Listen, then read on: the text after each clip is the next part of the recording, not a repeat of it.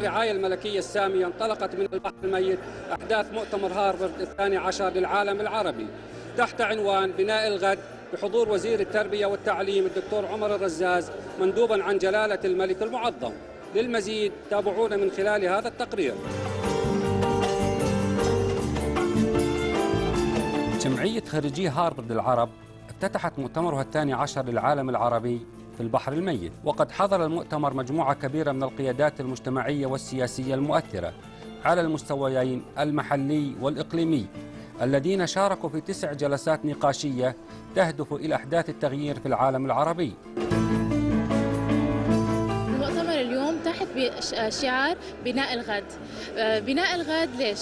لأنه نحن حابين الأهداف الكونفرنس المؤتمر هن 2. أول شيء نحن أول هدف هو إنه نجيب جامعة هارفارد على الدول العربية، على الأردن، على الشعب الأردني، على التلاميذ الموجودة هلا بالأردن. هيدا أول هدف. ثاني هدف هو إنه بالمناقشات، بالحضور الشباب والصبايا رح يكونوا معنا بالمؤتمر اليوم، بدنا نحصل على نتائج فعالية ليقدروا التلاميذ، يقدروا الشباب، يقدروا الأشخاص الموجودين معنا اليوم ياخذوها معهم على كذا مجال بحياتهم، يا هي بالطب، يا هي بالهندسة، يا هي بالابتكار. فنحن هون حابين نعطي نوع من التولز اللي يكونوا موجودين للتلاميذ وللشباب يقدروا ينتعشوا بحياتهم.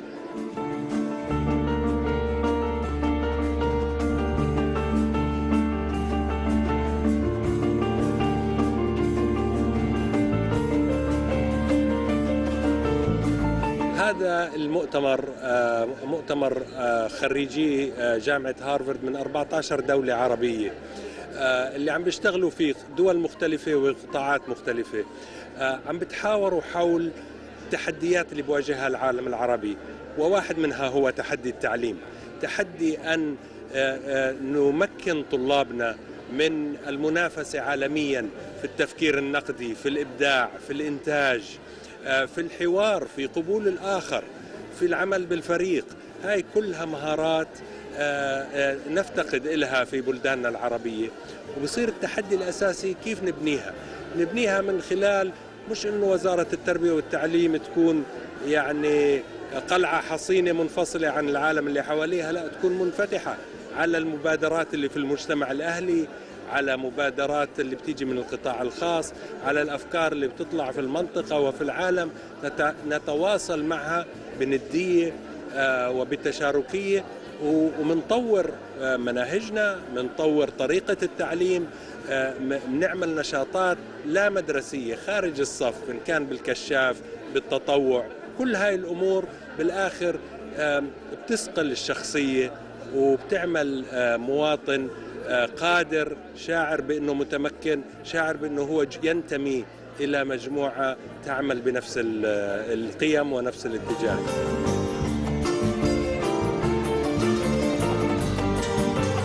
معانا الشباب من هذا المؤتمر راح يحكوا لنا أكثر عن توقعاتهم ونتائجهم. صباح الخير.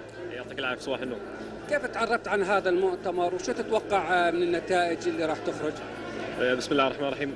بداية تعرفت عن المؤتمر من خلال جامعتي، الجامعة الأردنية الألمانية، واللي لفتني للموضوع الإطار العام للمؤتمر هو العنوان، هو بناء الغد، وأيضا الجهة المنظمة له هي الجمعية خريجي جامعة هارفارد. العناوين اللي حيتناولها المؤتمر هي أيضا ملفتة، سواء كانت من بناء النظام التعليمي عندنا في الأردن، وأيضا كمان Arab Education زي ما حكيته، والنظام الصحي، وأيضا أسماء الموجودين أصلا اللي حيتناولوا هذا الموضوع من أشخاص ذو خبرة، وبنفس الوقت أشخاص صانعين للقرار وأكاديميين. فأمر ملفت إنه بيجذبك لحتى تسمع للحوار العام، فوسيلة إنه نوسع آفاقنا. لفتني هذا العنوان اللي هو بناء الغد. إحنا كطلاب أردنيين عرب ما بنقصنا إشي إلا إنه إحنا نآمن بأنفسنا، إنه إحنا بنقدر نبني الغد، إحنا بنقدر نطور حالنا، نطور وطننا. الشباب هم زي ما بنحكي رأس مال الوطن. إحنا من خلال إيماننا بحالنا بنقدر نغير، نعمل إشي كتير كبير، تغيير للوطن، تغيير لآفاق متعددة.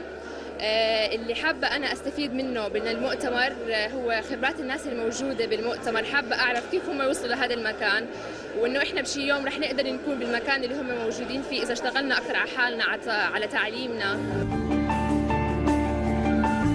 أكد المؤتمر على أهمية وجود التنوع في ثقافتنا العربية، وإن هذا التنوع هو مصدر قوة مجتمعاتنا العربية. ومن هنا سلط المؤتمر على الثقافة العربية والشخصيات العربية الناجحة. منطقتنا تعاني من مشاكل وتحديات كبيرة جدا.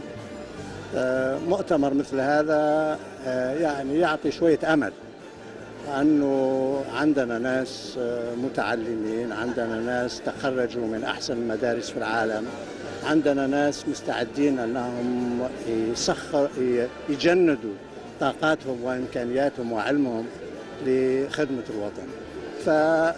يعني فيها شوية أمل في وسط المشاكل الكبيرة والتحديات الجليلة التي تواجهها المنطقة.